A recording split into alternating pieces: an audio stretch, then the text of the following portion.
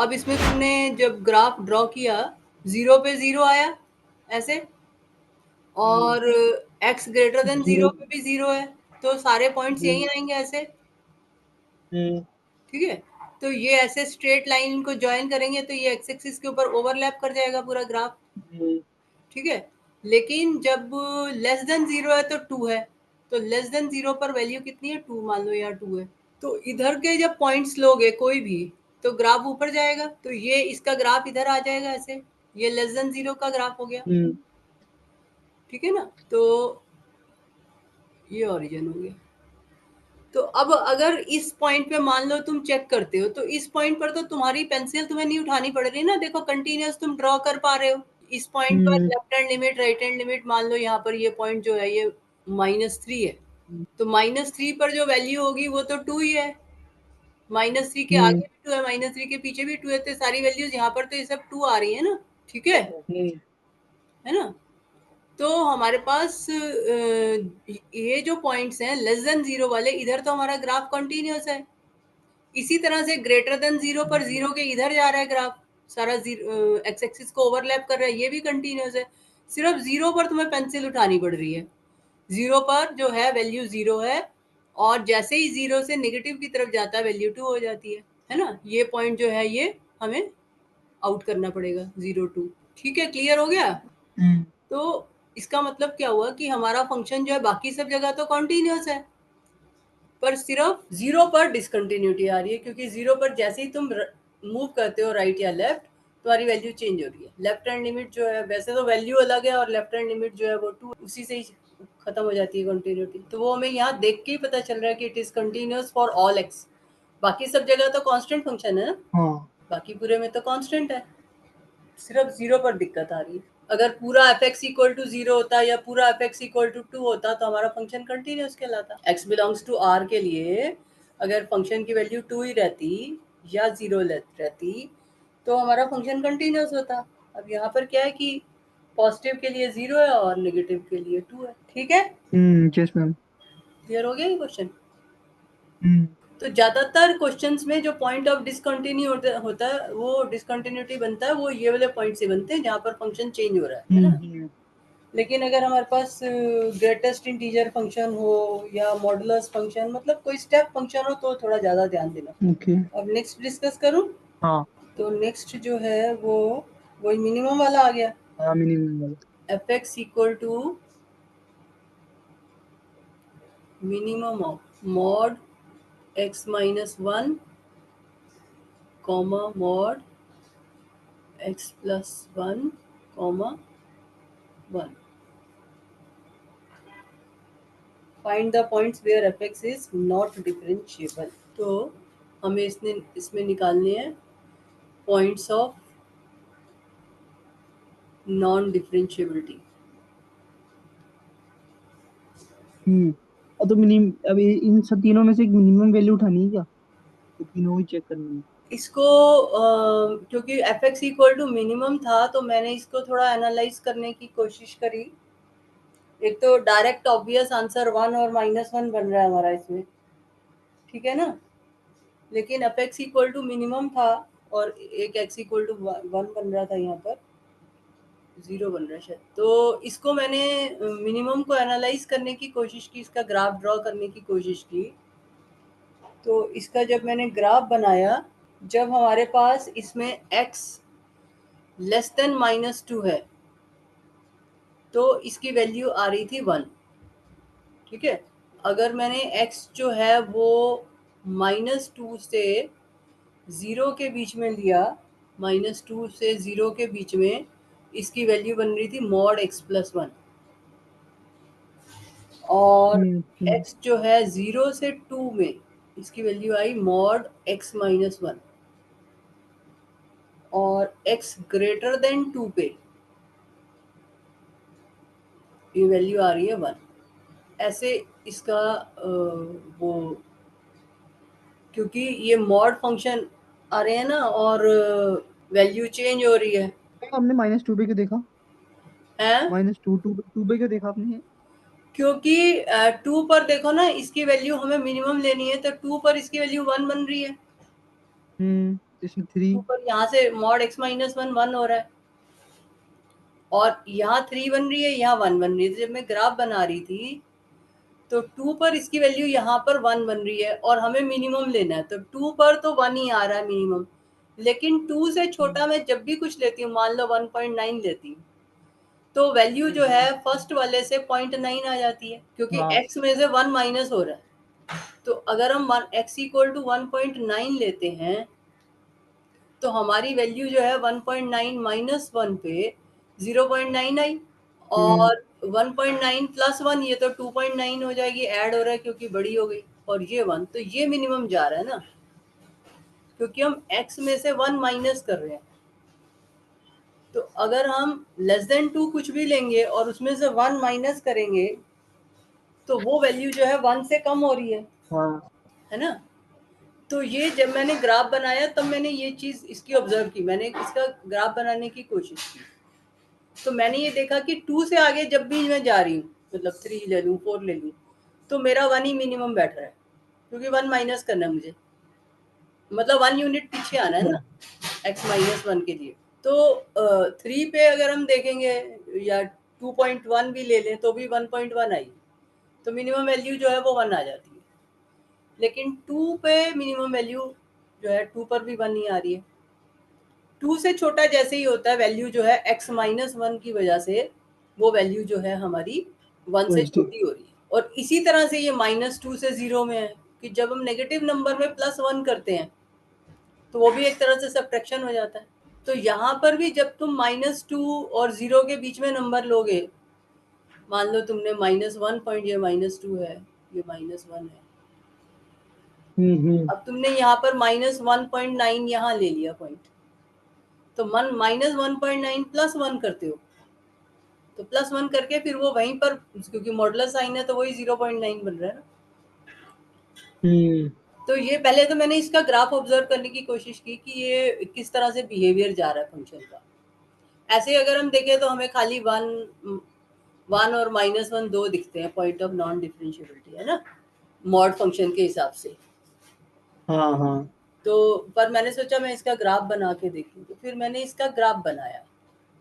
तो जब मैंने ग्राफ बनाया तो अब तुम इसका अगर ग्राफ बनाओगे, कोशिश करो बनाओ, देखो कैसा बनता है इससे ग्राफ। ये 2 वाले का, है ये जो आपने ये नया एफएक्स बनाया है इसका। हाँ इसका तो थोड़ा मतलब फंक्शंस को पूरी तरह से ऑब्जर्व करना पड़ता है। हम मतलब जल्दबाजी में तो ऐसा करेंगे, पर अगर क्वेश्चन दिया हुआ है तो हमें उसको थोड़ा सा ऑब्जर्वेशन के हिसाब से जाना पड़ेगा। हाँ मैं बना लिया। बना लिया। हम्म, 0 पर इसकी वैल्यू आई 1, मान लो मैं हाँ यहाँ, 0 पे बनाई। ठीक है, और 1 पर इसकी वैल्यू आ रही है 0, 1 पर आ रही है इसकी 0, ठीक है। है ना, और 2 पर फिर से इसकी वैल्यू आ गई 1, हाँ 2 पे ऑफिस में आ है गई। ना, और 2 ऑनवर्ड भी वैल्यू 1 ही रह रही है, ऐसे जा रहा है। 2 ऑनवर्ड। हाँ मतलब 2.5 लो 3 ले लो, मिनिमम वैल्यू जो आएगी, हम्म। है ना। तो ये यहाँ पे तो ग्राफ ऐसे जा रहा है, इस तरह से सीधा स्ट्रेट लाइन, ठीक है। ठीक है, ये तो सीधी स्ट्रेट हम्म लाइन जाएगी। अब 1 से 2 के बीच में देखो, अगर तुम हम्म, 1.4 लेते हो या 1.1 लेते हो तो वैल्यू कितनी आती है, क्योंकि इंक्रीज हमारा हो रही है थोड़ी। वहां पे जो बन रहा है मॉड x माइनस 1 बन रहा है ना, हाँ 0 से 2 के बीच में जो है मॉड 0 से 2 के बीच में मॉड x माइनस 1 है। मॉड x माइनस 1 जो है 1 पे तो 0 होता है, और हम्म। ये यहाँ पे क्योंकि मॉड x माइनस 1 है तो इस जगह पे ये कैसा ग्राफ बनेगा, मॉड x माइनस 1 का ग्राफ कैसा होता है। ये यहाँ से होता है ना, 1 से वी शेप में होगा ना 1 से। हाँ तो यहाँ पे ये वी शेप आता है, हाँ। तो ये जो है वी शेप आएगा ना ग्राफ, हम्म। ठीक है। हाँ मैम ये सही। तो ये यहाँ पे जो है ये वी शेप ग्राफ बनेगा, ठीक है, ऐसे करके। और ये यहाँ पे स्ट्रेट हाँ लाइन आ रही है, यहाँ पे अब ये मॉड x माइनस 1 वाला ग्राफ 1 पे 0 होता है, बाकी स्ट्रेट होता है। इसी तरह से इधर मॉड x प्लस 1 वाला है तो -1 पे यहाँ पे 0 आएगा, और -2 के बाद फिर से वो 1 ही जाएगी वैल्यू, तो यहाँ पर फिर से दोबारा से वही वी शेप्ड ग्राफ आ जाएगा, है ना। तो ये यहाँ पे फिर से वैसा ही बन जाएगा। तो अब हमें इसके पॉइंट ऑफ नॉन डिफरेंशिएबिलिटी जो है वो देखने हैं। तो पॉइंट ऑफ नॉन डिफरेंशिएबिलिटी कौन से होते हैं? जहां पर फंक्शन जो है शार्प टर्न ले रहा जहाँ है। कोने बन रहे हैं ना वहाँ पे। हाँ, तो अब इसमें कोने कहाँ कहाँ बन रहे? छोटे छोटे उनसे ना। x इक्वल टू 1 और -1 तो हमें पहले से ही पता था कि बनेगा, है ना? 1 और -1 तो हमें पहले से ही पता था, पर ये 0 1 ये जो ऊपर पॉइंट है 0 1 यहाँ पे ऊपर भी एक ये बन गया ना शार्प। हाँ तो हमारे पास पॉइंट ऑफ नॉन डिफरेंशिएबिलिटी क्या हो गया? x equal to -1 0 1। ठीक है, समझ आ गया? क्लियर ये क्वेश्चन? Yes ma'am. आगे चले। हाँ हाँ। तो नेक्स्ट है h x equal to minimum of एक बार वो मुझे जिसमें वो समझ नहीं आया, मिनिमम का लगाया क्यों है इसने, minimum of x comma x square लिखा हुआ है क्वेश्चन में, तो मिनिमम नहीं लिखा है तो मिनिमम ही मतलब क्या करना हुआ पड़ेगा। मैम, तो ओवरऑल मतलब मिनिमम का हुआ क्या? है ओवरऑल मिनिमम मतलब क्या मतलब कि हुआ? जो दोनों में से जिसकी वैल्यू मिनिमम आ रही है, जैसे मान लो x इक्वल टू हाफ लो, तो एच एक्स इक्वल टू जो है वो हम कह रहे हैं minimum of x comma x square. तो x हुआ हाफ और x स्क्वायर कितना हुआ 1/4। अच्छा, तो अब समझ इसका गया। मिनिमम क्या हुआ? हाँ तो ये 1/4 हो गया तो। तो लेकिन 1/4 ये आंसर हो गया। हाँ, डिफरेंशिएबिलिटी वाले क्वेश्चन में जो अपन ने किया था उसमें पॉइंट्स बोले थे, नंबर ऑफ पॉइंट्स। हाँ, तो पॉइंट्स ऑफ डिफरेंशिएबिलिटी वहां पे 3 हो गए ना इस क्वेश्चन में, ऊपर वाले में। हम्म।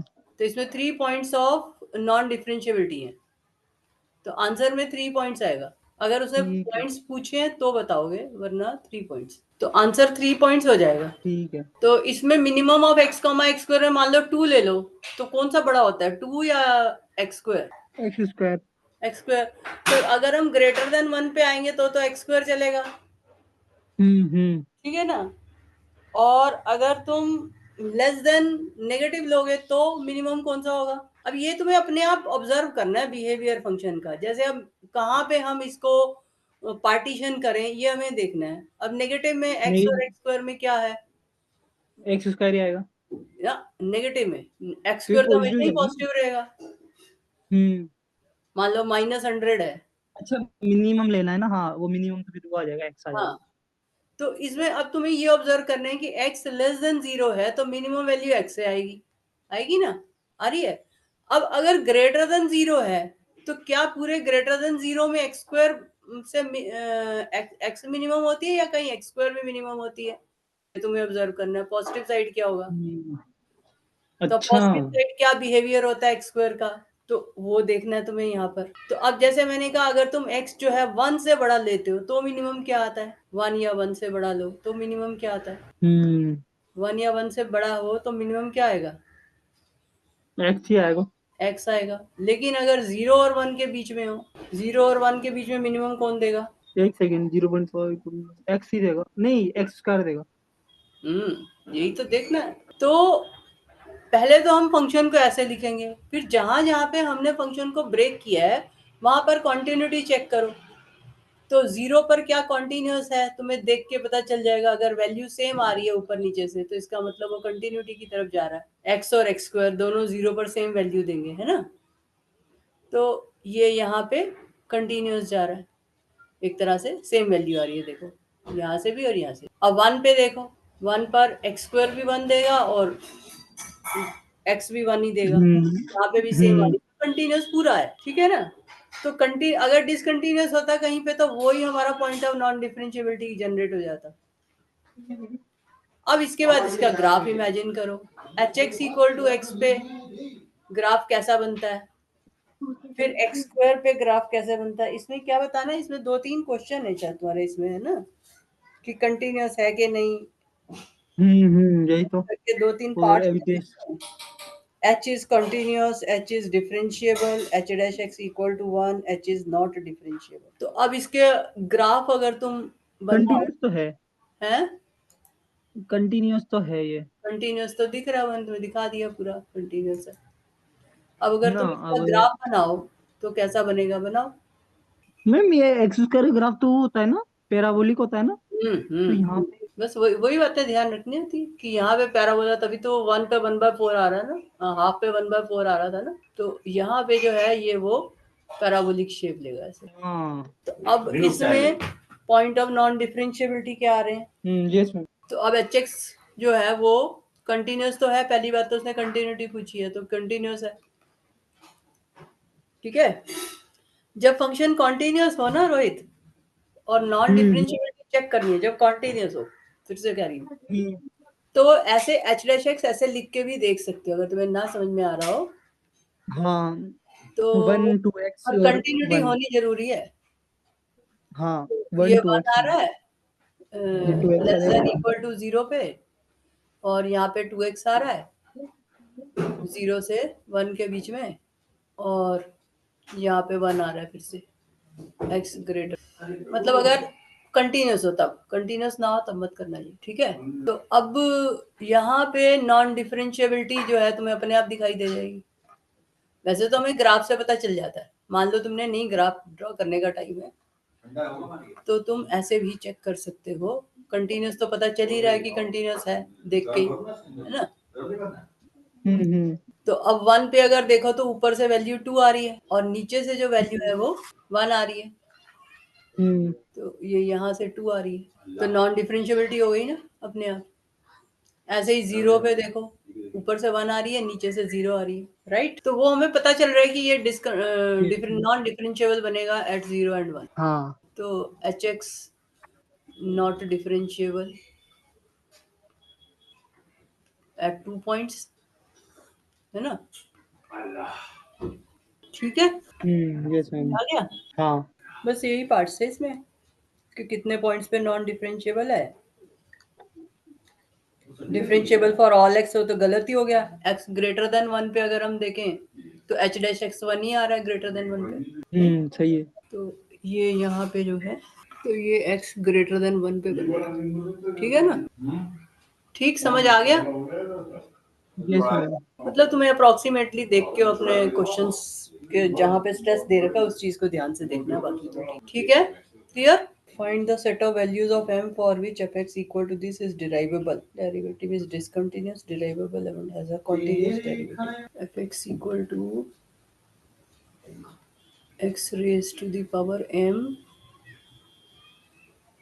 sin 1 by x greater than 0, और 0 अगर x इक्वल टू 0।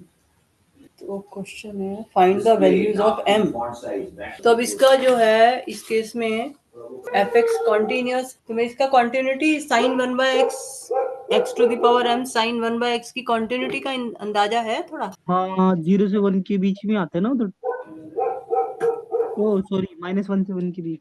हाँ मतलब नहीं, मतलब m की किस वैल्यू पर ये कॉन्टिन्यूस रहता है, m की किस वैल्यू पे नहीं रहता है। मैम एम की वैल्यू कहाँ डिपेंड करेगी जब साइन 1/x में फंक्शन इसकी है वो। कंटिन्यूटी याद हो तो ये +2 में भी थी हमारे, तो हम इसको कैसे एनालाइज करते थे, जब लिमिट x टेंड्स टू 0 होती है, इसकी लिमिट कैसे निकालेंगे ना, ये तो 1/x है, नीचे x ठीक टेंड्स है। टू 0 है, x तो डिनोमिनेटर में है, तो हाँ, हम तो इसके इसको नीचे इनफर फंक्शन को ऐसे समझते हैं ना कि साइन 1/x 1/x y मान लेंगे। ऑसिलेट्स बिटवीन, जो इसकी फंक्शन की प्रॉपर्टी है, इसकी वैल्यू जो है -1 -1 से 1 के और 1 बीच। के बीच में ऑसिलेट करती है, ठीक है।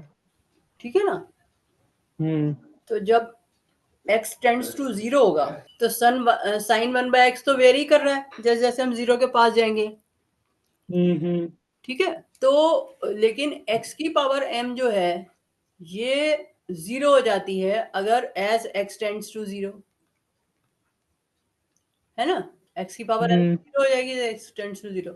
तो ये जो 0 वैल्यू x की पावर m की, ये जब साइन 1/x की जो भी वैल्यू है, मान लो लैम्डा वैल्यू है इसकी, when x approaches 0 कुछ लैम्डा बन रही है, तो लैम्डा इंटू 0 ये 0 हो जाएगी एज x टेंड्स टू 0,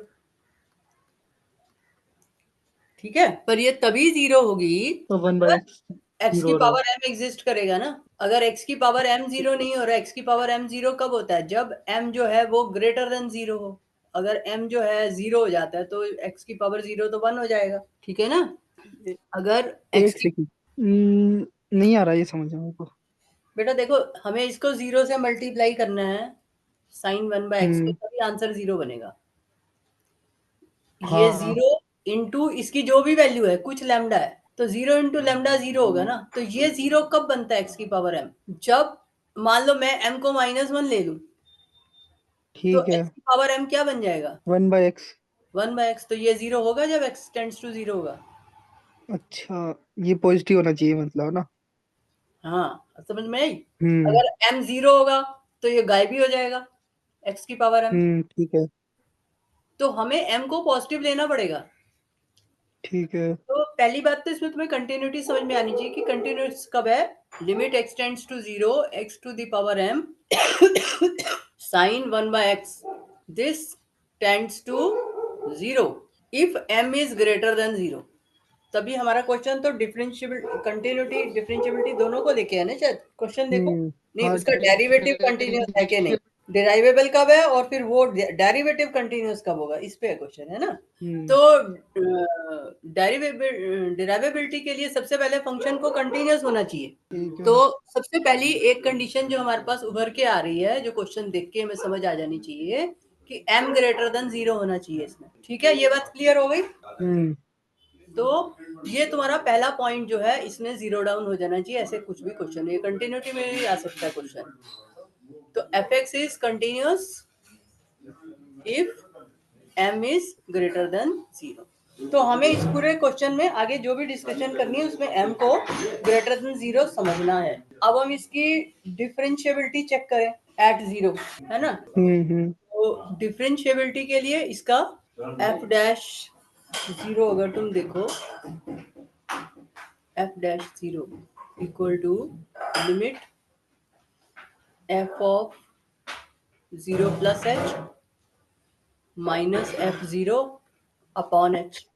ठीक है, लेफ्ट हैंड के लिए तो फंक्शन डिफाइंड ही नहीं है, तो हमें खाली ग्रेटर देन के लिए लिखना है। So this equal to limit h tends to 0, तो f ऑफ 0 प्लस h जो है वो क्या आ जाएगा, इसमें पुट कर दोगे h की power m sine 1/h, sine 1/h minus ठीक एफ है। तो 0 ही होगा, तो मैं दे रखा है अपॉन हाँ। एच। तो ये हमारे पास आ गया equal to limit h raise to the power m -1 sine 1/h, h tends to अच्छा। c। ठीक है, -1। अब ये लिमिट कब एग्जिस्ट करेगी? जब m-1 0 से बड़ा हो। हाँ, तो इसका मतलब, और ये लिमिट जो है ये 0 बन जाएगी if m-1 greater than 0, which implies m greater over. Then 1। ठीक है, तो अगर m ग्रेटर देन 1 होगा तो एफ एक्स जो होगा वो डिफरेंशिएबल होगा एट x इक्वल टू 0। ये आ गया, एफ एक्स इज हाँ। Differentiable if m is at x equal to 0 if m is greater than 1। तो अब तुम्हें क्या देखना है कि ये कंटिन्यूअस है कि नहीं। ठीक है, तो हमारे पास ये आ गया f x is differentiable x equal to 0 if m is greater than 1।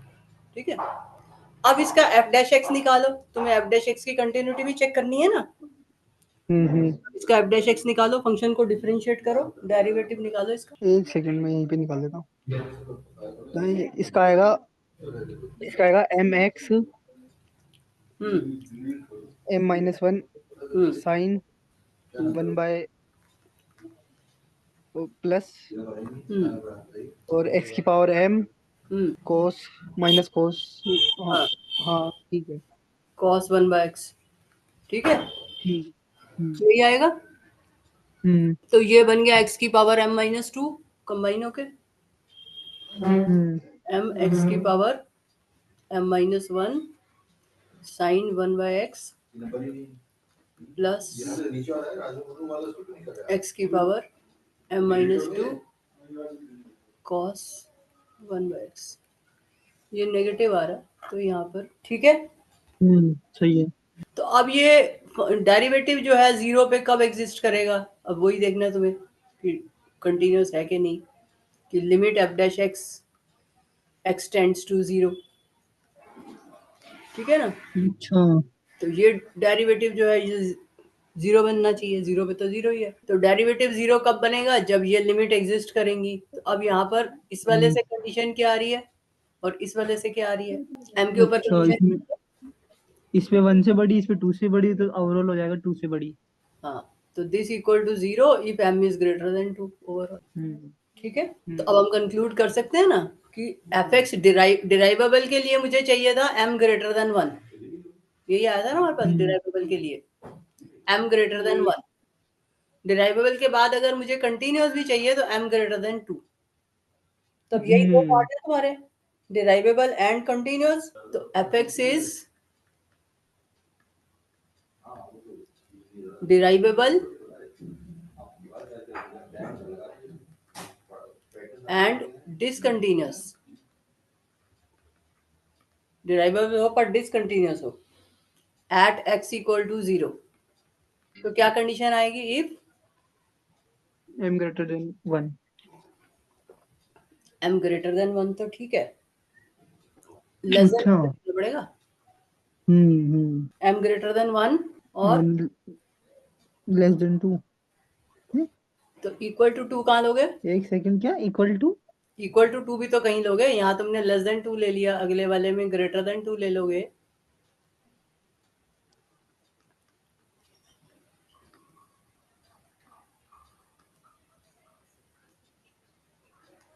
m greater than equal to 2। एक सेकंड, ये क्या है? इक्वल डिसकंटिन्यूटी 0 मतलब यही लगे ना बी वाले ऑप्शन में। क्यों, इक्वल टू 2 पे कंटिन्यूअस रहेगा, अगर m इक्वल टू 2 होगा तो x हाँ माइनस 2 तो वैनिश हो बट जाएगा, हाँ हाँ हाँ, फिर यहाँ ये रहना बन पड़ेगा गया।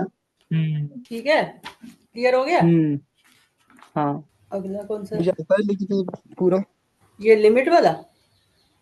हाँ, मुझे तो बस इतना पूछना है इसमें कि हाँ, 5 ही कॉमन क्यों लिया अपन ने, 2 क्यों नहीं लिया? 5 कॉमन क्यों लिया, हाँ। Two two to the power n क्यों क्यों नहीं कॉमन लिया। हाँ। तो तुम्हारा जो स्टैंडर्ड फॉर्मूला है वो क्या है, लिमिट का जो इससे कनेक्टेड फॉर्मूला है वो क्या है, limit 1 plus x raise to the power 1 by x, हम्म। और इसमें क्या है, x टेंड्स टू 0, यही फॉर्मूला है ना, या इन्फिनिटी वाला है तुम्हारा क्वेश्चन, इन्फिनिटी वाला, n टेंड्स टू एक इन्फिनिटी है सेकंड। ना। हाँ। ठीक है, ये तुम्हारा स्टैंडर्ड फॉर्मूला है, हाँ।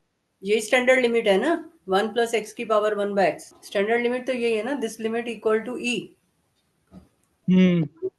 यही पढ़ा ना, या इन्फिनिटी हाँ वाले भाई। फॉर्म में पढ़ा होगा तो ऐसे पढ़ा होगा, limit 1 plus 1 by y power y, ऐसे पढ़ा होगा, वाई टेंड्स टू इन्फिनिटी। एक फॉर्मूला याद रखो, दोनों को रखोगे तो दिमाग में कंफ्यूजन है ना। Yes ma'am. तो अब इसमें हमारा जो है, जब 5 टू दी पावर n तुमने कॉमन लिया क्वेश्चन में, ये है limit 2 to the power n plus 5 raise to the power n power 1 by n, और n टेंड्स टू इन्फिनिटी, ये है ना।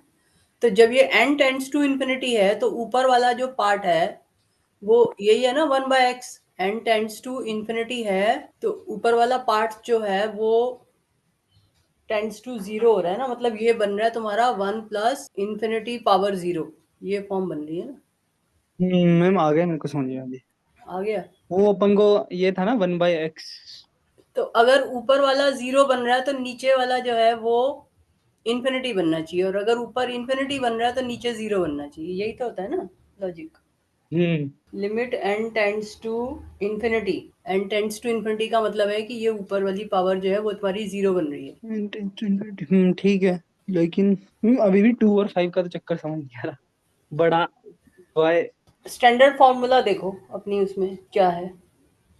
तो मैम चलो स्टैंडर्ड फॉर्मूला जो भी हो, लेकिन वो अगर 5, अगर 2 2 भी अपन बाहर ले, कॉमन ले, तब भी तो वो वैसा ही बन जाएगा ना। ये जो तुमने याद किया हुआ है वो इस फॉर्म में याद किया हुआ है, किस फॉर्म में याद किया हुआ है फॉर्मूला, अपनी बुक में देखो, इस फॉर्म में याद किया हुआ है। एक सेकंड, ये वाला, ये 1 प्लस एक्स है ना, ये लिखा है अपने फॉर्म में। 1 प्लस एक्स की power 1 by x, hmm x tends to 0, ये फॉर्म। हम्म तो इसका मतलब ये अंदर वाला टेंड्स टू 0 होना चाहिए, है ना, और हम्म ऊपर वाला उसका रेसिप्रोकल होना चाहिए। ये यही यही फॉर्मूला तुमने याद किया ना, हाँ हाँ ये 1 प्लस 0 और ऊपर वाला उसका रेसिप्रोकल। तो जब तुम 2 की पावर n कॉमन लेते हो तो इस केस में ये limit n tends to infinity करते हो, और 2 की पावर n कॉमन लेते हो तो बाहर तो खैर ये 2 बन जाएगा, तो ये अंदर तुम्हारा 1 प्लस 5/2 की पावर n ऐसे बन जाएगा, हम्म पावर 1 बाय n बन जाएगा। ठीक है, तो ये हम्म टर्म जो है ये टेंड्स टू 0 नहीं हो रही जब n टेंड्स टू इंफिनिटी होगा। हम्म हमारे फॉर्मूला में ये जो x वाली टर्म है इसको टेंड्स टू 0 होना है। ये जो स्टैंडर्ड फॉर्मूला तुमने याद किया है इसमें x टेंड्स टू 0 चाहिए ना तुम्हें, हम्म n टेंड्स टू इंफिनिटी को मत सोचो, n टेंड्स टू इंफिनिटी से वो टर्म क्या बन रही है, क्लियर नहीं होगा। n टेंड्स टू इंफिनिटी से ये जो टर्म है 5/2 की पावर n, जैसा कि तुम कह रहे हो कि अगर मैं 2 की पावर n कॉमन लेता हूँ तो n टेंड्स टू इंफिनिटी से ये 5/2 की पावर n तो इंफिनिटी बनेगा ना। हाँ तो तुम्हारे फॉर्मूला की रिक्वायरमेंट के हिसाब से x टेंड्स टू 0 होना चाहिए। हाँ ठीक है, अच्छा तो इसलिए हमें 5 की पावर n कॉमन लेना पड़ता है, अच्छा, फिर वो जीरो हो जाएगा अंदर, जिससे ठीक कि है। वो टर्म 0 हो जाए। हाँ ठीक है, क्लियर हो गया। हाँ हाँ तो अगर तुमने इन्फिनिटी वाला फॉर्मूला याद किया हुआ है तो उसके हिसाब से फिर सारी चीज सोचोगे, अगर ये फॉर्मूला याद किया हुआ है तो इसके हिसाब से सोचो। तो इस फॉर्मूला के हिसाब से हम्म 5 की पावर n कॉमन लेंगे, बाहर 5 आ गया, और अंदर जो है 1 प्लस 2/5 की पावर n होगी। अब ये एग्जैक्ट उससे मैच कर जाएगा ना, हम्म पावर 1 बाय n। अब यहाँ पर मुझे इसका हम्म रेसिप्रोकल चाहिए ऊपर 2/5 की पावर n का, क्योंकि x का रेसिप्रोकल चाहिए हमें ऊपर 1 बाय x।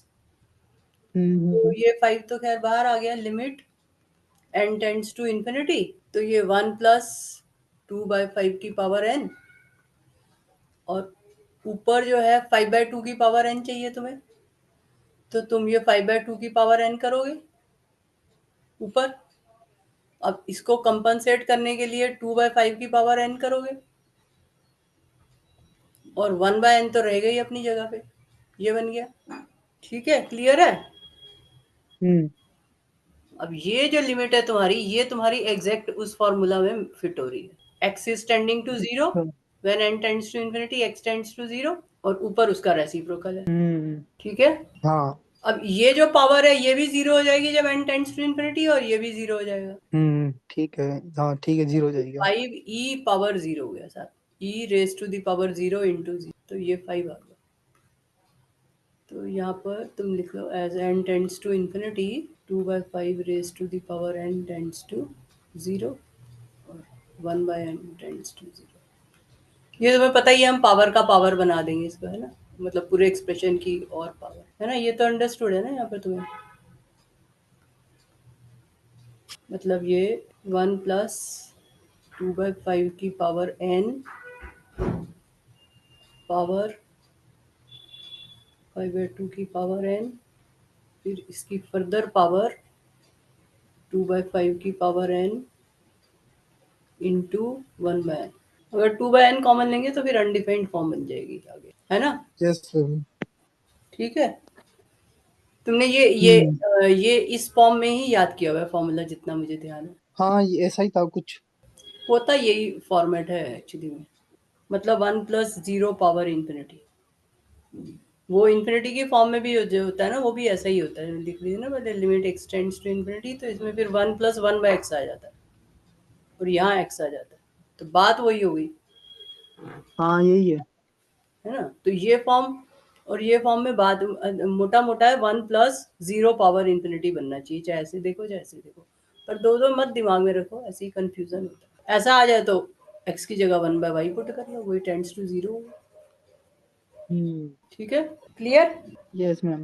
ये e की पावर ग्रेटेस्ट इंटीजर x, ये वाला क्वेश्चन है, इसके बाद fx नहीं, क्वेश्चन नंबर ये 46।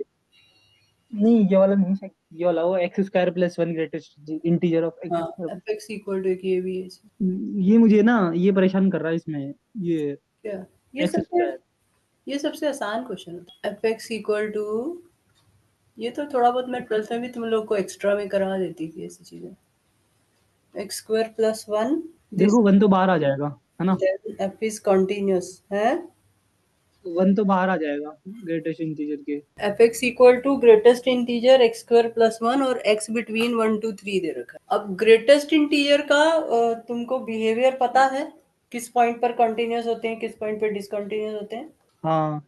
किस पॉइंट पे ग्रेटेस्ट इंटीजर फंक्शन किस पॉइंट पे कंटिन्यूअस होता है, किस पॉइंट पे डिसकंटिन्यूअस होता है। जो simple f x equal to greatest integer x होगा, स्टेप हम्म। आता है ना, याद है ग्राफ उसका।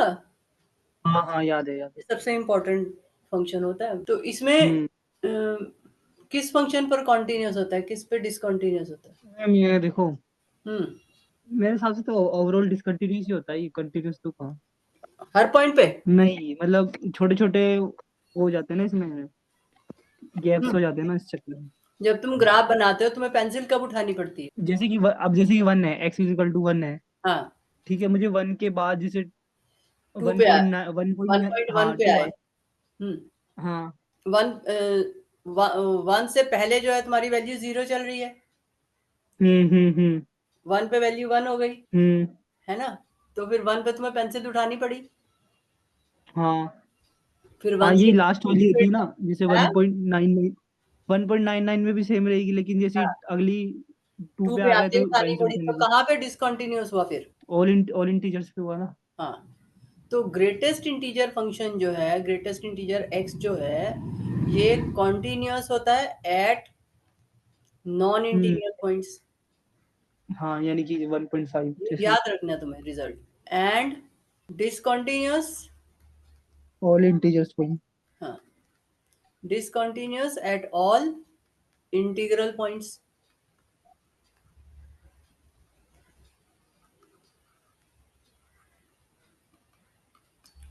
तो अब हमारा फंक्शन यहाँ पर x ना होके एक्स स्क्वायर प्लस वन है, तो x जो है वो तुम्हें दे रखा है 1 और 3 के बीच में।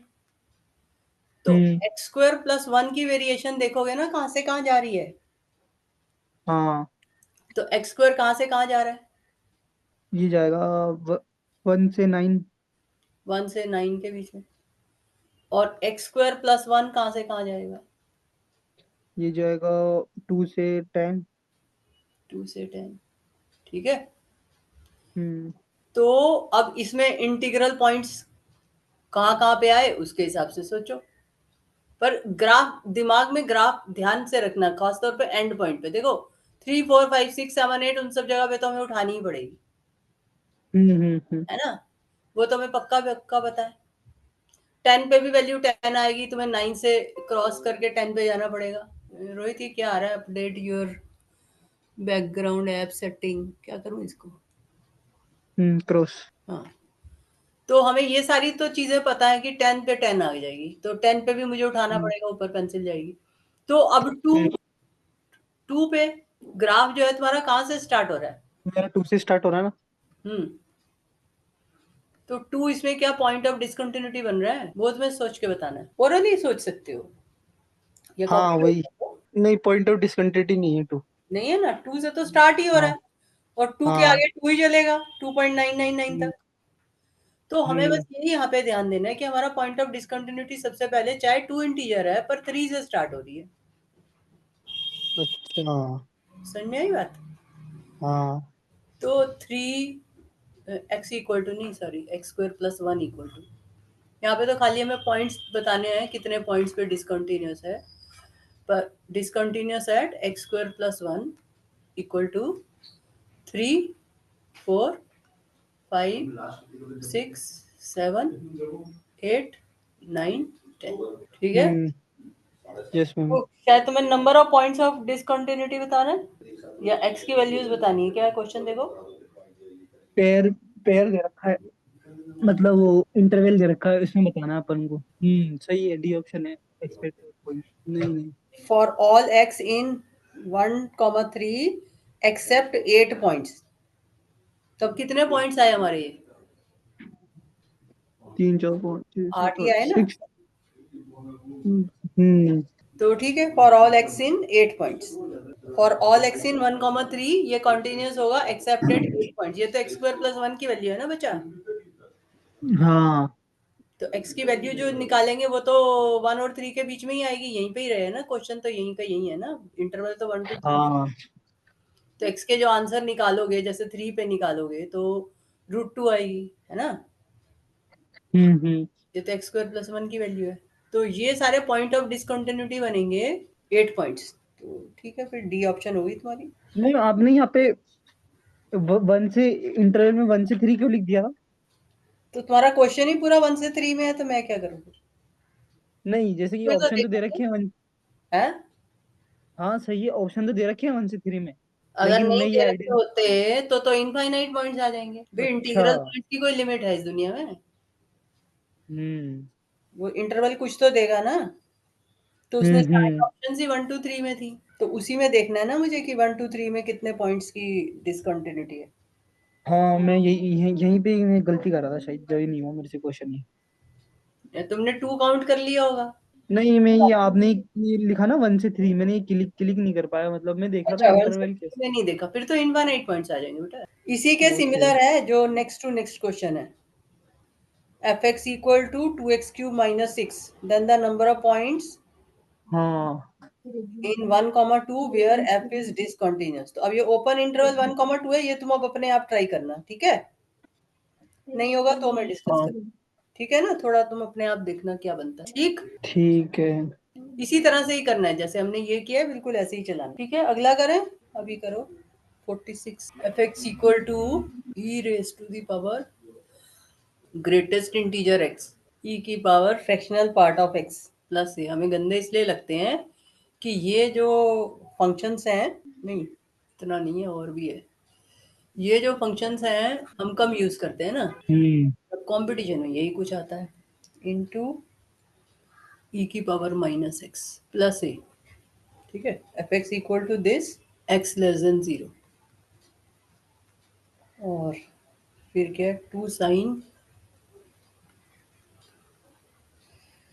Fractional part of x upon tan fractional part of x greater than 0, और 2 if x equal to 0। ये बच्चा है। तो ये कह रहा है the value of a so that f is continuous at x equal to 0। तो वैल्यू ऑफ a जो है वो हमें एक तरह से 2 ही चाहिए, है ना? तुम्हें फ्रैक्शनल पार्ट ऑफ x का ग्राफ तो पता होगा ना? फ्रैक्शनल पार्ट ऑफ x के बारे में थोड़ा बहुत नॉलेज होगी तुम्हारी जरूर। है ना, जो 0 से 1 के बीच ही तो होती है। हाँ, 0 और 1 के बीच में रहता है ना। तो तो fractional part is equal to x minus greatest integer of x. हाँ, तो मैंने ऐसे याद किया हुआ है ताकि गलती ना हो, हमेशा मैं फॉर्मूला को ना प्लस में याद करने की कोशिश करती हूँ। एक्स इक्वल हाँ fractional part of x plus greatest integer x, हाँ है ना? फिर गलती नहीं होती ना, जो चाहिए उसको निकाल लो उसमें से। हाँ। तो हमें इसमें इसकी लिमिट निकालनी है। तो फ्रैक्शनल पार्ट ऑफ एक्स का जो ग्राफ होता है वो ऐसे ऐसे चलता है ना, 0 to 1 ऐसे, है ना? हम्म। अगर ये 1 है यहाँ पे मान लो, और यहाँ पे -1 पे, यहाँ पे भी ऐसे ही चलता है, नेगेटिव साइड भी -1 पे 0 ही आएगा, है ना? हम्म। ऐसे ऐसे ही जाता है, हाँ 0 पे फिर 0 आ जाएगा, तो ये पॉइंट ऑफ डिसकंटिन्यूटी बनते जाते हैं इसके। तो जब x अप्रोचेस 0 होगा तो हमें इसकी लिमिट निकालनी है। तो ये फ्रैक्शनल पार्ट ऑफ x जो है, इसकी लिमिट जब x अप्रोचेस 0 होती है तो क्या होती है? क्या है मैम? जैसे ये इसकी राइट हैंड लिमिट जो है, ये मैं इसको हमेशा जब भी ऐसे क्वेश्चन होते हैं ना, देखो अब इसको पहले चेक करो, पहले तो ये दोनों सेम होने चाहिए ऊपर नीचे, तभी हम कंटिन्यूटी की बात कर सकते हैं ना। राइट हैंड लिमिट और value of the function same होनी चाहिए ना। क्वेश्चन है find the value of A for which this is continuous, यही है ना? हाँ तो तो मैं इसको मैं 2 लिख सकता हूँ। है। 2 cos x लिख सकता हूँ मैं इसको, किसको? ये 2 sin x/tan x को। Sine greatest integer x upon tan greatest integer x, वो तो मुझे आइडिया नहीं है बेटा, वो मैंने इससे रिलेटेड नहीं, फॉर्म पढ़े नहीं। हालांकि ग्रेटेस्ट इंटीजर एक्स को अगर हम, जब एक्स एक्चुअली इसकी लिमिट जो है वो नहीं हो रही ना, राइट हैंड साइड से जब एक्स टेंड्स टू जीरो होता है तो इसकी लिमिट जो है वो जीरो हो रही है। ये 0 से 1 में ऐसे जा रहा है ना ग्राफ, लेफ्ट, हाँ लेफ्ट हैंड साइड दिक्कत दे लेफ्ट हैंड रही है। साइड से 1 पे जा रहा है ना। हाँ तो इसलिए इनके लिए क्या है डेफिनेशन, ये तो नहीं मैं वो फोकस कर सकती। लेकिन हाँ, मुझे इसको लिमिट को अगर मैं चेक करूँ तो राइट हैंड लिमिट जब x टेंड्स टू जीरो होगी तो greatest integer x tends to zero, है ना। दिस टेंड्स टू जीरो हाँ as x tends to zero plus, ये हमें पता है। तो अगर हम ऊपर नीचे ग्रेटेस्ट इंटीजर x से डिवाइड करते हैं तो ये 2 × 1/(1) ये लिमिट बन रही है, राइट हैंड लिमिट, ये हमें पता है ना। तो राइट हैंड लिमिट क्योंकि इसकी 2 बन रही है तो इसका मतलब कंटिन्यूअस हो सकता है, तो हम उसके लिए फिर ये a की वैल्यू निकाल सकते हैं। अगर यहीं पे ही मान लो ये 2 ना बन रही हो तो फिर a की कुछ भी वैल्यू हो वो कंटिन्यूअस कैसे हो जाएगा, है ना। समझ में आ रही है मैं क्या कह रही हूँ? हाँ। वो वैल्यू यहाँ भी फिट होनी चाहिए ना। तो राइट हैंड लिमिट इसकी क्योंकि 2 बन रही है तो अब हम इस पर a पर फोकस करते हैं। नॉर्मली क्वेश्चन ऐसे ही फ्रेम करते हैं पर फिर भी हमें एक बार देख लेना चाहिए, कभी नन ऑफ दीज करके आंसर हो तो तुम उस पर भी कंक्लूड कर सकते हो।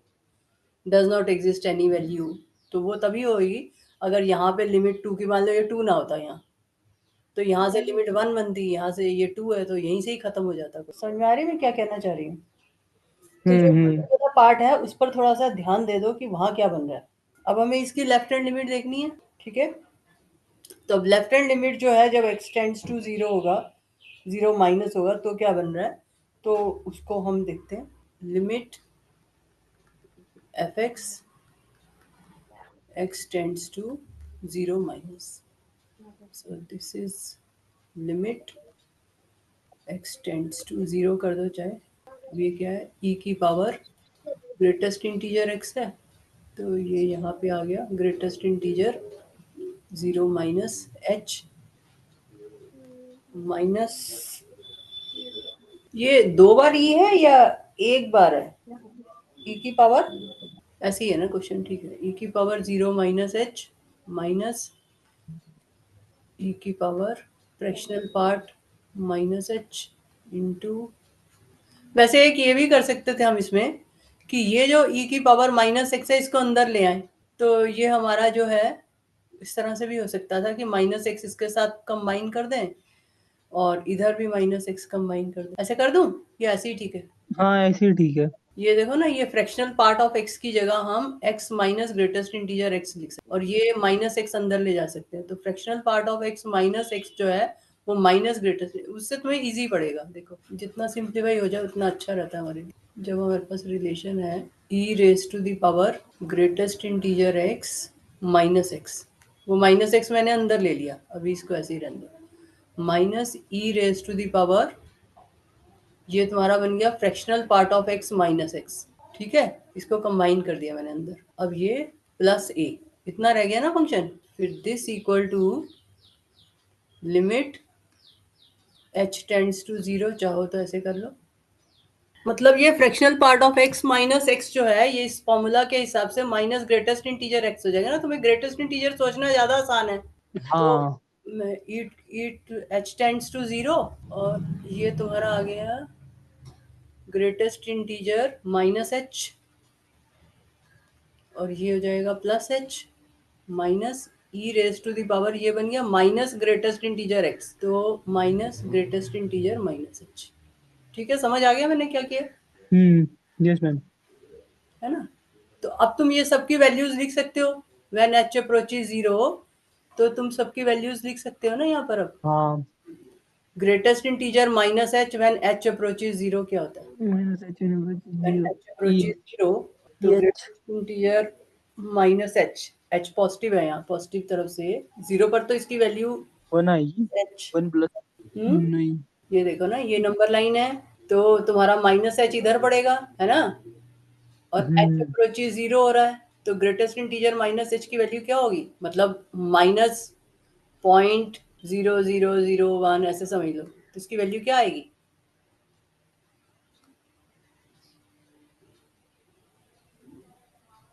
वन, वही तो होगी -1। -1, ठीक है ना।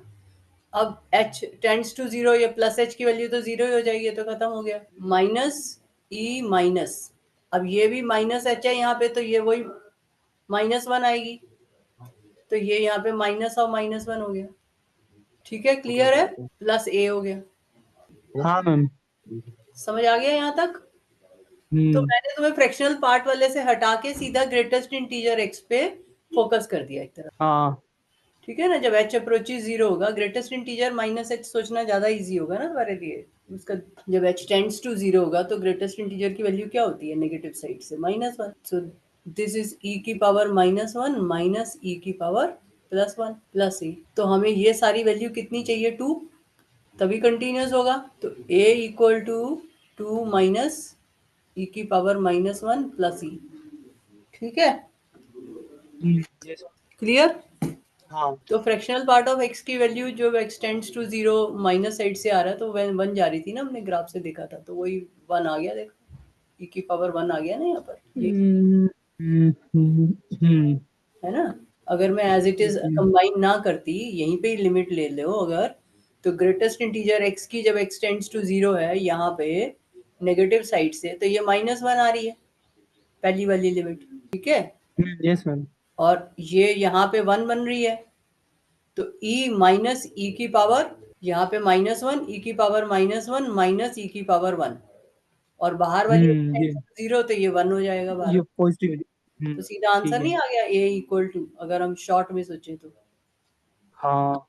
है ना। तो वो मैंने कंबाइन कर दिया कि अगर तुम्हें फ्रैक्शनल पार्ट में प्रॉब्लम हो तो तुम इस तरह से कंबाइन करके कर सकते हो, लेकिन डायरेक्ट अगर लिमिट्स याद करो तो फ्रैक्शनल पार्ट की जो लिमिट है x approaches 0 from negative side, वो 1 होती है, और इसकी जो होती है -1 होती है। तो e raise to the power -1 minus e की पावर 1, यही तो हमारे यहाँ पर आया है, e की पावर -1 माइनस e की पावर 1, यही तो आया।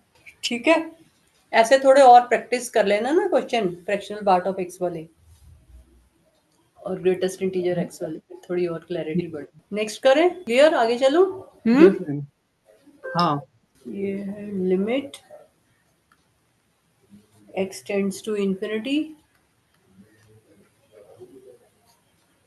pi by 2 minus tan inverse of x power 1 by x। तो जब x टेंड्स टू इंफिनिटी होगा तो ये तो pi by 2 ही बन रहा है एक तरह से, tan इनवर्स ऑफ x ये खतरनाक क्वेश्चन था। है। अजीब सा ही क्वेश्चन था ये। नहीं, ये वाला था क्या?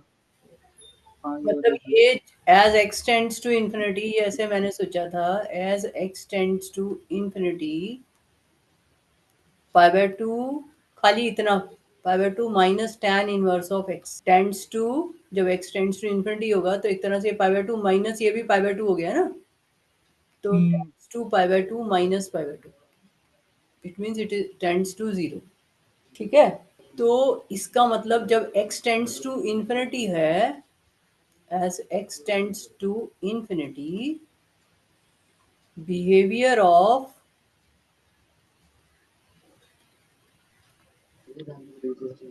behavior of दान देने वाला होता है दान। minus tan inverse of x is, कौन सा फंक्शन ऐसा है जो टेंड्स टू 0 होता है जब x टेंड्स टू इंफिनिटी है? है कौन सा फंक्शन इन्फिनिटी। ऐसा होता है जो टेंड्स टू 0 होता है x अप्रोचेज इंफिनिटी? कोट होगा ना फिर तो। है cot inverse. Simple 1 by x सोचे तो 1 बाय x क्या होता है? हाँ, जीरो ही होता है। टेंस। जब x टेंड्स टू इंफिनिटी है तो 1 बाय x टेंड्स टू 0 हो जाता है। ठीक है, हम्म। इसका बिहेवियर सिमिलर है 1 बाय एक्स के। तो ये जो limit x tends to infinity है pi by 2 minus tan inverse of 1 by x power 1 by x is equivalent to finding limit x tends to infinity 1 by x power 1 by x, एक तरह से ऐसे हम सोच सकते हैं ना कि ये जो हमारा फंक्शन है वो सिमिलर बिहेव कर रहा है जैसा कि 1/x बिहेव करता है। तो जो ब्रैकेट वाला फंक्शन है वो एक तरह से हमारा 1/x की तरह बिहेव कर रहा है, और ऊपर पावर तो 1/x हमें गिवन ही है। ठीक है, ये क्लियर हो गया? हाँ।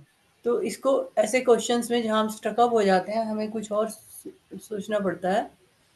तो ये जो है 1/x पावर 1/x जो तुम्हारे पास होता है ना, x पावर x, तो इसको हम लिख लेते हैं ना एज x log x, लिखते हैं ना, x power x same as x log x base ही। ठीक है, तो इसको तुम लिख सकते हो 1/x log x, क्योंकि हमें अल्टीमेटली नॉन लिमिट्स में जाना पड़ता है।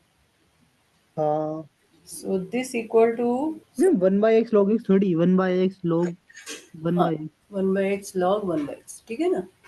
तो this is limit x tends to infinity 1/x log of x power -1, जो अंदर वाला 1/x है। So this is limit x tends to infinity minus log x upon x।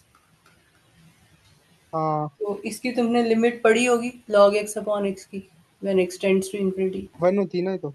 ये बेटा यहाँ पे e भी होता है, मैंने e मिस करी है, e की पावर x log x होता है, e की पावर x log x होता है ना, log x की पावर x, e भी तो चाहिए साथ में, e मिस कर दी, हाँ, वो आ जाता है, e ठीक भी। है, हाँ। ठीक है, ये सारा e टू दी पावर है ना, तभी तो ये x log वन x की ई आ पावर जाएगा इसका। है ना, हाँ, e मिस कर दिया मैंने।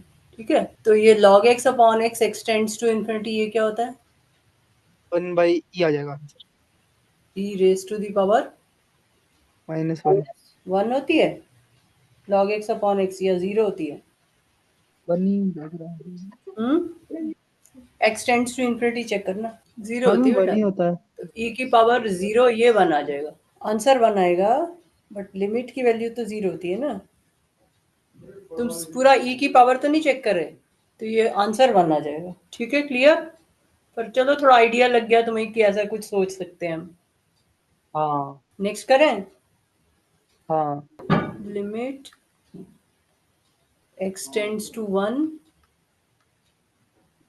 1 minus x tan pi x upon 2।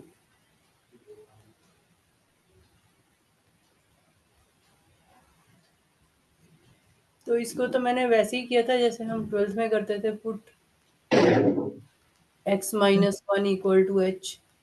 ठीक है ना, तो ये हो गया लिमिट h टेंड्स टू 0, तो ये 1 माइनस एक्स है, तो ये हो जाएगा माइनस एच tan π/2, एक्स की जगह आ गया 1 प्लस एच। अब ये tan 90 प्लस थीटा बन रहा है,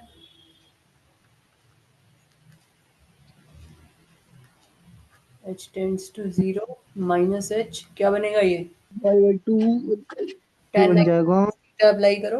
एक सेकंड, बस एक सेकंड, क्या आ जाएगा, π/2 j1 + h आ जाएगा ना, मल्टीप्लाई में।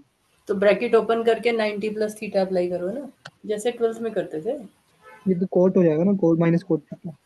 हाँ, तो माइनस कॉट, तो ये बाहर वाला प्लस हो गया, तो ये कॉट π/2 एच हो गया।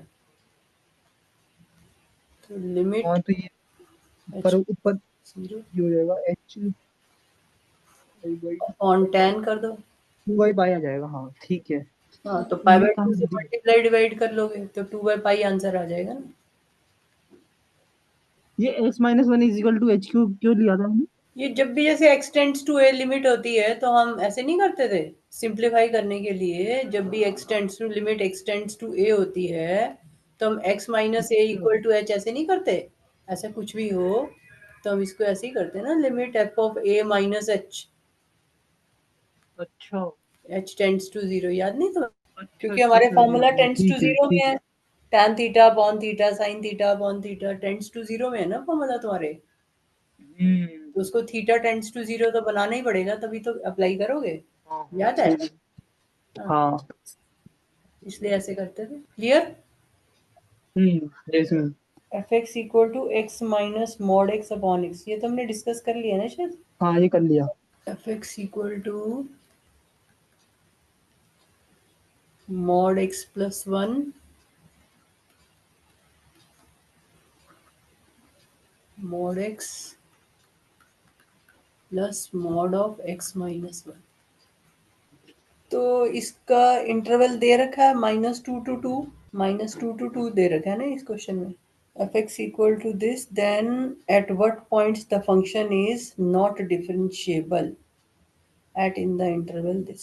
तो अब दिखने में तो प्राइमा फेसी इसमें 1 -1 और 0 ही लग रहा है ना, क्योंकि इसमें वो मिनिमम मिनिमम तो कुछ है नहीं। हाँ, तो अगर हम वैसे देखें तो नॉन डिफरेंशिएबिलिटी पॉइंट जो बनेंगे, वो 0 और 1 बनेंगे, और -1 भी। हाँ, है। तो हम्म। x इक्वल टू 0 1 -1 है ना। तो इसको थोड़ा और इलेबोरेट करके समझना चाहते हो तो तुम्हें पता है कि 0 1 -1 पे फंक्शन का बिहेवियर चेंज होगा। तो जैसे मैं फंक्शन को थोड़ा सा खोल के लिख देती हूँ, वैसे करके सोच सकते हो, वरना तो आंसर तो यही बनता है जो हमें इंटरवल दे रखे है उसमें। देखें हम अगर -2 से -1 और फिर -1 से 0, अच्छा, 0 से 1 ले लो और 1 से 1 से 2। हालांकि सॉरी ज़रूरत नहीं है, पर स्टिल अपने सेटिस्फेक्शन के लिए अगर हम चाहें तो इस तरह से 1 से 2 बन रहा है। तो -2 से -1 में मॉड x प्लस 1 जो है वो क्या बनेगा, नेगेटिव। नेगेटिव होता है ना, मान लो तुमने हाँ, -1.5 दिया तो अंदर वाला नेगेटिव आता है, तो माइनस एक्स प्लस 1 हो जाएगा, है ना, ये आ जाएगा ना। और अंदर जो है मॉड एक्स, एक्स नेगेटिव है तो मॉड एक्स भी -x बनेगा, और x -1.5 है तो ये भी नेगेटिव है, तो ये -x+1 बनेगा, ठीक है ना। तो ये हमारा मोटा मोटा देखा जाए तो इसको रफ में कर सकते हैं ऐसे।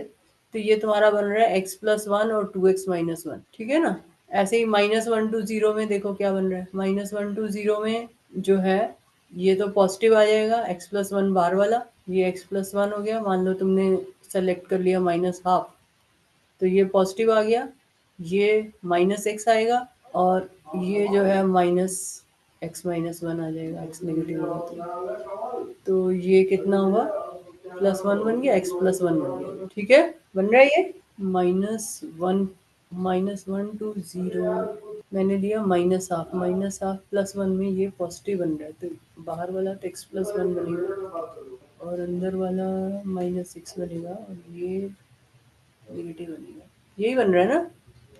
अब 0 to 1 में देखो, मान लो हाफ लिया, ये पॉजिटिव हुआ x+1 और अंदर ये x हुआ, और 0 to हाफ हाफ लिए तो ये नेगेटिव हुआ, माइनस x+1, x+1, x+1 हो जाएगा। तो ये भी x+1 बन गया, है ना। Yes ma'am. 1 to 2 में 1 to 2 में देखो तो ये x+1 सारे ही पॉजिटिव होंगे, x+1 और 2x-1, यस मैम।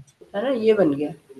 ये बीच वाला चेक करना, ये x+1 बन रहा है, कुछ और बन रहा है, ये वाला, ये x+1, ये -x और ये -x+1, ये बन रहा है x+1 -2x+1। x+1 -2x+1, हम्म।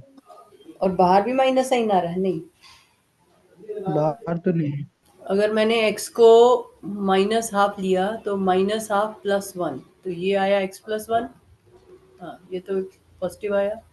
x नेगेटिव है तो ये आया -x, और -12 ये लिया तो ये -x+1, तो -2x+1 है ना, x+1 और भी मैं सिर्फ तुम्हें समझा रही हूँ, वैसे तो वैसे ही हो रहा है क्वेश्चन। तो यस मैम। अब ये जो है, क्योंकि पॉलिनोमियल है तो पॉलिनोमियल हमेशा डिफरेंशिएबल होते हैं, तुम्हें पता है ना।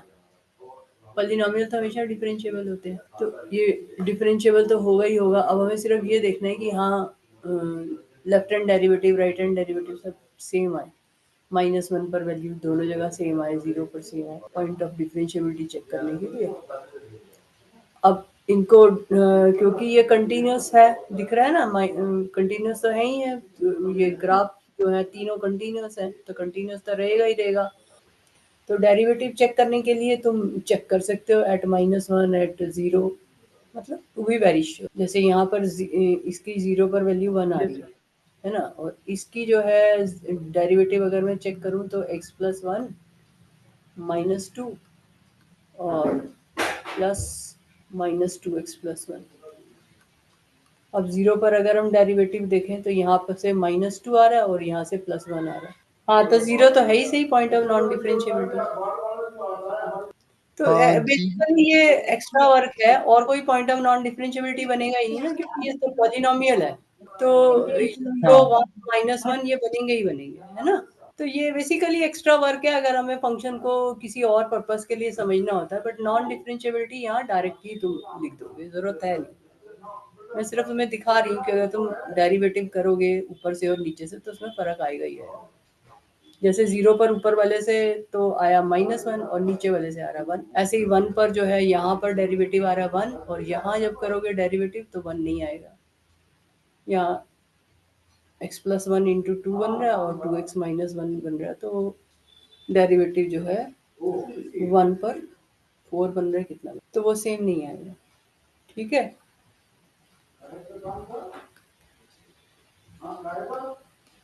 हाँ, ये सही। तो 1 पर जो है यहाँ से 4, और यहाँ पे तो खैर 1 ही है, 4 प्लस 1 5 आ गया। तो वो मतलब यहीं से जो आंसर आ रहा है वही आएगा अल्टीमेटली, क्योंकि ये पॉलिनोमियल्स हैं, पॉलिनोमियल्स आर ऑलवेज डिफरेंशिएबल। तो जो पॉइंट ऑफ नॉन डिफरेंशिएबिलिटी होता है वो वही होता है जहाँ पर की फंक्शन चेंज हो रहा है। तो -1 पे चेंज हो रहा है, 0 पे चेंज हो रहा है, 1 पे चेंज हो रहा है, तो यही बनेगा। ये सही। ठीक है। तो ऐसे वाला अगर मिनिमम मिनिमम वाला हो तो जैसे मैंने तुम्हें करके दिखाया था, हमें करके देखना पड़ जाता है। लेकिन अगर ऐसा वाला क्वेश्चन हो तो हम डायरेक्ट कर सकते। हाँ। और कोई क्वेश्चन रह गया? नहीं, ऑलमोस्ट हो गई। मेरे इतनी हिसाब से सारी हो गई। क्वेश्चन तुम्हारा था, देखो कौन सा क्वेश्चन है ये। x इक्वल टू, शायद हो सकता है हमने डिस्कस किया हो, मुझे ध्यान नहीं, पर नहीं किया होगा। 0 to y 1 upon root 1 plus 4 t square d t.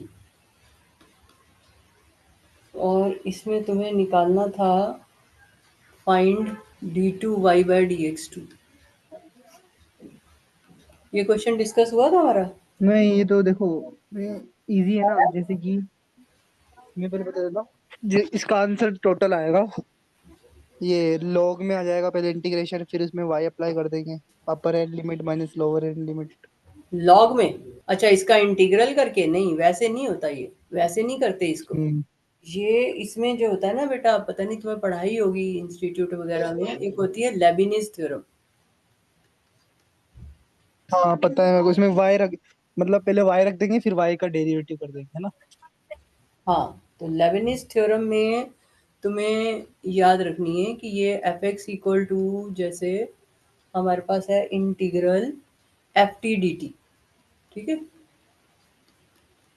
और यहाँ पर जो लिमिट्स हैं वो वेरिएबल हैं। मान लो ये तुम्हारा है जी एक्स और ये अपर लिमिट है एच एक्स। तो एक्स और टी आपस में रिलेटेड हैं और ये डिफरेंशिएबल हैं, जो लिमिट्स हैं ये सब मतलब तुम्हारे क्वेश्चन का पार्ट में वेरिएबल लिमिट। तो इस केस में एफ डैश एक्स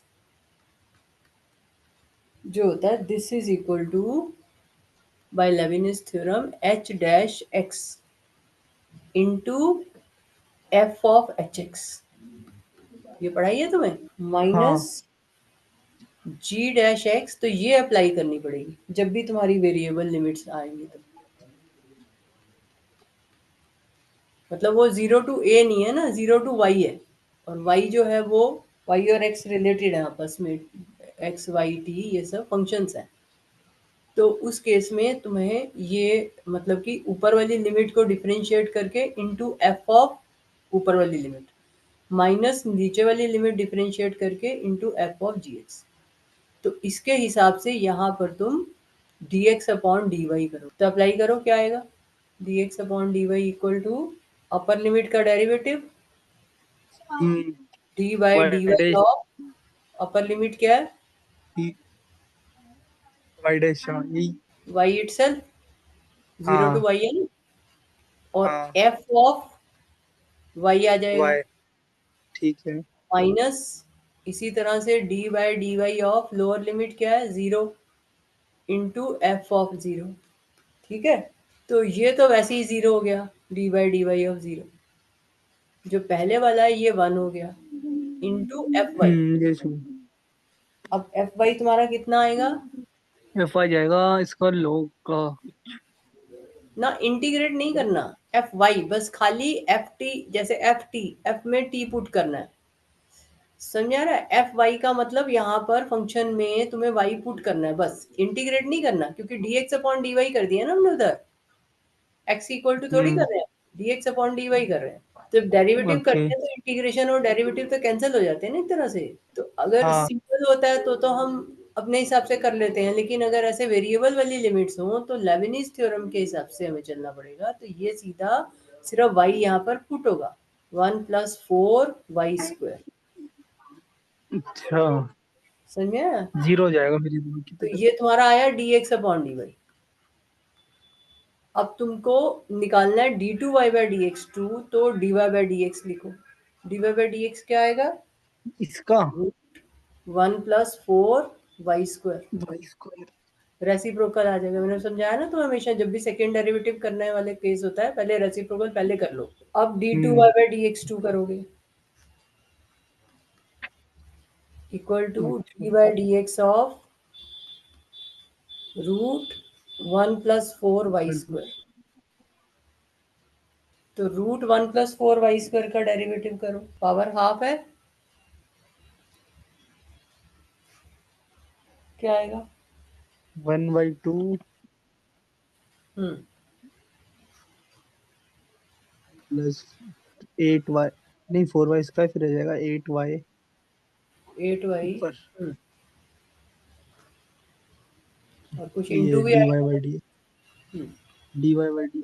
अब dy/dx की वैल्यू ऊपर से लो, ऊपर dy/dx ये आया रूट 1+4y², वो यहाँ पुट करो। So this equal to 4y upon root 1+4y² into root 1+4y²। ये और ये कैंसिल हो गया, सो दिस इक्वल टू 4y। यही था आंसर तुम्हारा, देखो। ठीक है, समझ आ गया ये? हाँ। अच्छा, ये 15 पॉइंट्स वाला क्लियर हो गया था तुम्हें? कौन सा?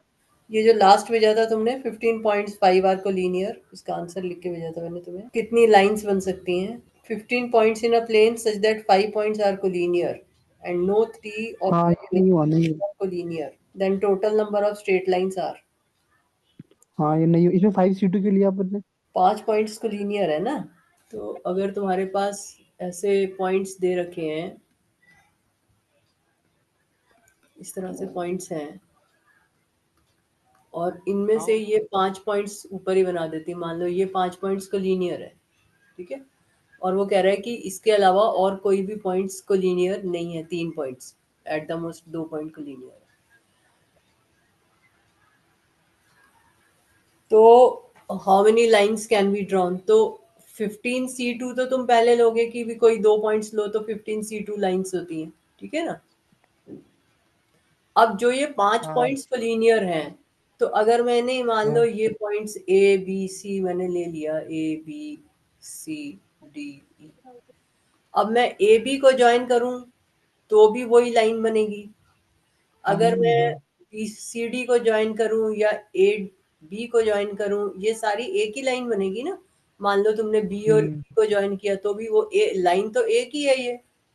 लेकिन जब हम 15C2 कर रहे हैं तो इसको हम अलग अलग लाइन काउंट कर रहे हैं, ठीक है ना। जैसे ये तुमने ऐसे करा तो ये एक लाइन हो गई, ये तुमने ऐसा किया ये एक लाइन हो गई, ऐसे किया ये एक लाइन हो गई, ठीक है, समझ में आया?